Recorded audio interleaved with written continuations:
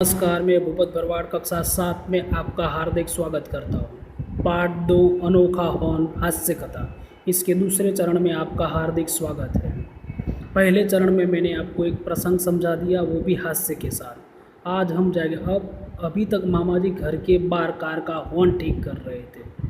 अभी अम्मी की आवाज़ आई है। अब वो लोग घर में जाएंगे। अब देखते हैं घर में कौन सा किस्सा बनता है।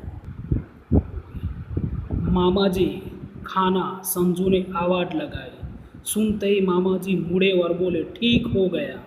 उनके काले ग्रीस के धब्बों से सुसज्जित पूरे मुख पर सफलता की स्मित बिखर गई।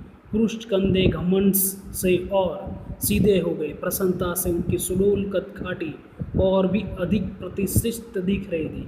कहने का मतलब ये है कि भाई वहाँ पर मामा जी के कार का हॉर्न ठीक हो गया है और उनकी आनंद का असर पूरे उनके शरीर के अंदर सभी अंगों में दिखाई दे रहा है। वाह मामा जी वाह, क्या हॉर्न है। संजू ने दमदार तारीफ की।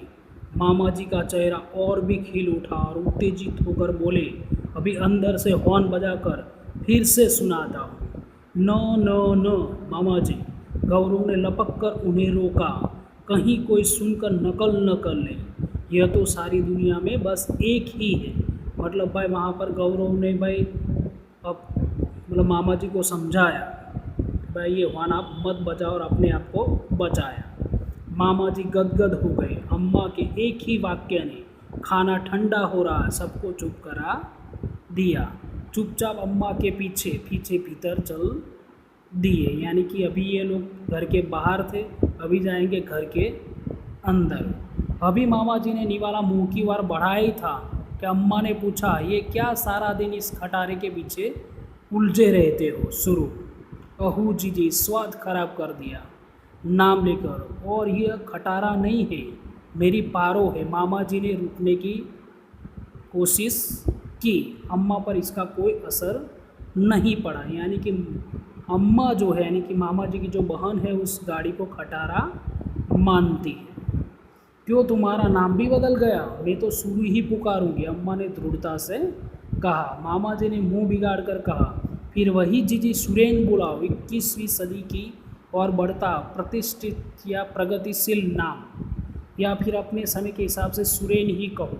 फिर कुछ सोचकर मामा जी बोले, जीजी आज पारो की आवाज़ लौट आने की खुशी में इन दोनों को आइसक्रीम खिलाने मोती झील ले जाना चाहता हूँ। अम्मा ने सिर हिलाकर आज्ञा दे दी। कुछ अटकते कुछ झटकते हुए मोरिस माइनर 1948 का मॉडल यानी पारो खांसती खखारती हुए आगे बढ़ी। भाई मामा जी घर में गए। इसमें भाई अम्मी जी ने इस गाड़ी को खटारा कहा और उसका जो नाम भी मामा जी का कुछ अलग ले रहे थे। इस बात का उनको बुरा लगा। फिर भी आज पारो की आवाज़ लौट आने की खुशी में वो आइसक्रीम खिलाने मोती झील जाएंगे। अब देखते हैं मोती झील की ओर जाते तो क्या क्या होगा। अभी थोड़ी ही दूर गए थे कि अचानक ह फा पा की कण वेदीश्वर सन्नाटे को तोड़ मरोड़ गया। मामा जी की आंखें चमकने लगी। देखो बोला। मामा जी अभी ठीक से प्रसन्नता जता भी नहीं पाए थे और गौरव एवं संजू हॉर्न की आवाज़ से संभल ही नहीं पाए थे कि तीखी सीटी ने उनको चौंका दिया। देखते अब क्या आफत आने वाली है। कार रोककर देखा, पीछे एक पुलिस वाला गुस्से में दौड़ा आ रहा था। किसके लिए हॉर्न बजा रहे हो? जानते नहीं यह नो हॉर्न जोन है? वह दहाड़ा है। यानी कि भाई वहाँ पर हॉर्न बजाना मना है। गौरव ने गर्दन घुमाकर देखा तो सड़क के दाईं ओर हॉर्न नहीं बजाने का संकेत चिन्ह दिखाई दिया। तुरंत उसने कोहनी मारकर मामा जी को सावधान कर दिया कि उसके बहस न करे। बड़ी विनम्रता से मामा जी ने गलती स्वीकार की और इस मुसीबत से छुटकारा पाकर आगे बढ़े। यानी कि भाई अब पुलिस वालों से तो बच गए, लेकिन आगे देखते मोती झील की ओर जाते समय क्या होता है। ये लोग फिर मोती झील की ओर आगे बढ़े पुलिस वालों से छुटकारा पाके। मोती झील पर आज काफ़ी भीड़ थी। अचानक एक अधेड़ उम्र की महिला सड़क के बीचों बीच खड़ी होकर अपनी लड़की को पुकारने लगी, आजा जल्दी चल प्रमीला। अरे घर का आंगन समझ रखा है। मामा जी भी भुनभुनाए। ब्रेक लगाकर हॉर्न दबाया, कोई आवाज़ नहीं हुई। महिला से हटकर अब मामा जी का सारा ध्यान हॉर्न पर अटक गया। आश्चर्यचकित मामा जी ने हॉर्न को निहार रहे थे। गौरव और संजू ने कोहनी मारी और होठ दबाकर मुस्कुराया। तभी नागपुर के बड़े संतरे।